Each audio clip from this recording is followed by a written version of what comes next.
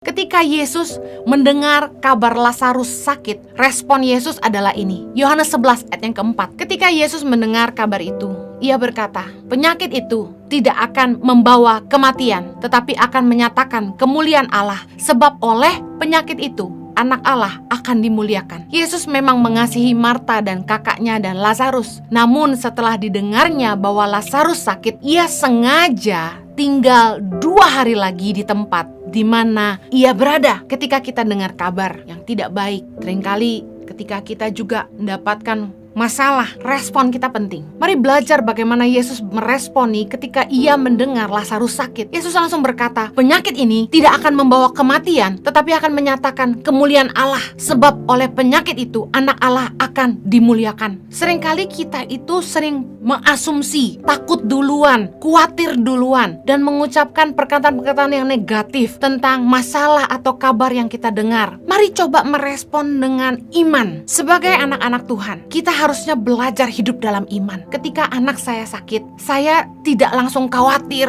takut. Saya tenang, saya doakan, saya kasih makan, saya kasih obat, saya urus anak saya. Saya perhatikan ada orang-orang yang terlalu khawatir. Panas sedikit, panik. Ini sedikit, panik. 1 kali, bahkan sudah hal ke-3 kali, orang yang datang kepada saya, para wanita mereka, cerita bahwa, Bu Heni, maaf ada benjolan di payudara saya.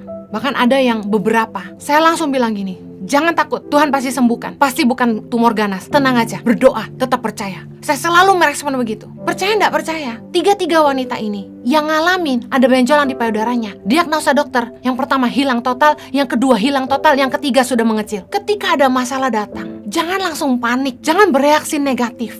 Jangan asumsi, jangan khawatir, cemas, dan lalu mengucapkan kata-kata yang melemahkan iman sendiri dan iman orang lain. Ayo merespon dengan positif. Mari mulai merespon dengan iman. Sebagai anak Tuhan, mari belajar meresponi apapun yang datang dalam hidup kita ini dengan perkataan firman Tuhan. Ketika Yesus dengar bahwa Lazarus sakit, dikatakan ia sengaja tinggal 2 hari lagi di tempat di mana ia berada. Dikatakan sengaja. Saya percaya kalau firman Tuhan tuh tulis satu kata, itu gak kebetulan. Kenapa Yesus bukannya buru-buru pergi mendoakan Lazarus, tapi sengaja tinggal 2 hari lagi? Kenapa? Karena Yesus bilang anak Allah akan dimuliakan. Yesus punya rencana. Yohanes 11 ayat yang ke-7. Tetapi sesudah itu ia berkata kepada murid-muridnya, mari kita kembali lagi ke Yudea. Ayat 8, murid-murid itu berkata kepadanya, Rabi, baru-baru ini orang-orang Yahudi mencoba melempari engkau. Masih maukah engkau kembali ke sana? Jadi ketika 2 hari lagi itu Yesus bilang ke murid-muridnya mau kembali ke Yudea untuk ke tempat Lazarus, murid-muridnya bilang, Rabi, baru-baru ini orang-orang Yahudi itu mau melempari engkau. Masa engkau mau kembali lagi ke sana? Untuk membangkitkan Lazarus yang sudah mati pada waktu itu, Yesus harus kembali ke Yudea, yang mana sebelumnya mereka tuh pernah mencoba melempari Yesus. Jadi untuk Lazarus dibangkitkan, Yesus itu harus menghadapi tantangan itu, ancaman bahwa dia mungkin akan dilempari batu. Tetapi Yesus tetap kembali. Saya belajar ternyata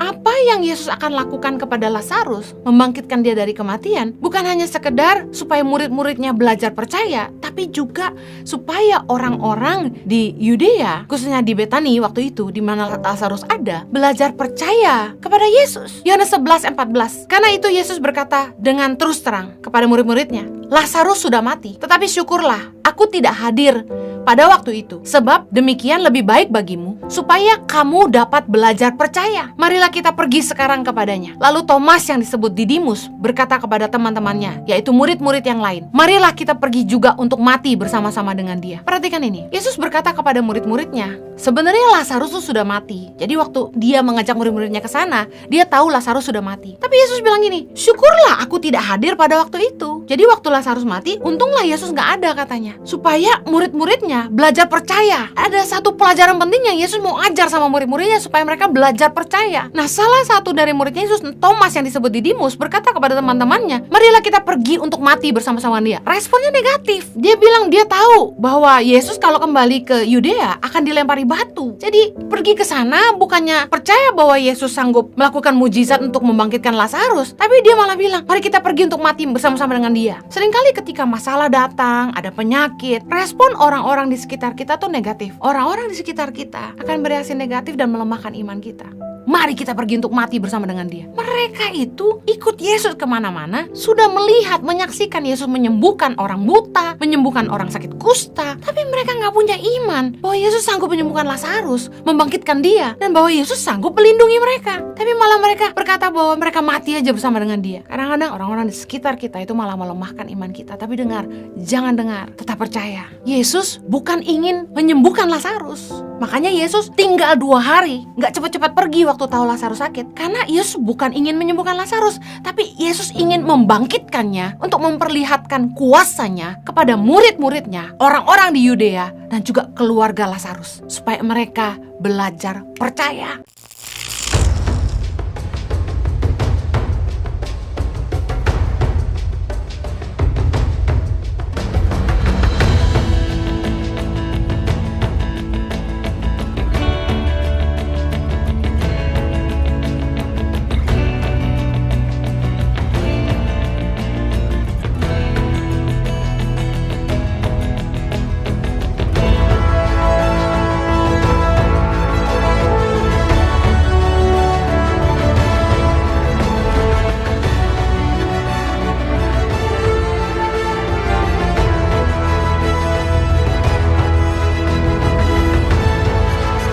Cerita anak pedalaman dalam meraih mimpi dan mengejar cita-cita bersama Tangan Pengharapan.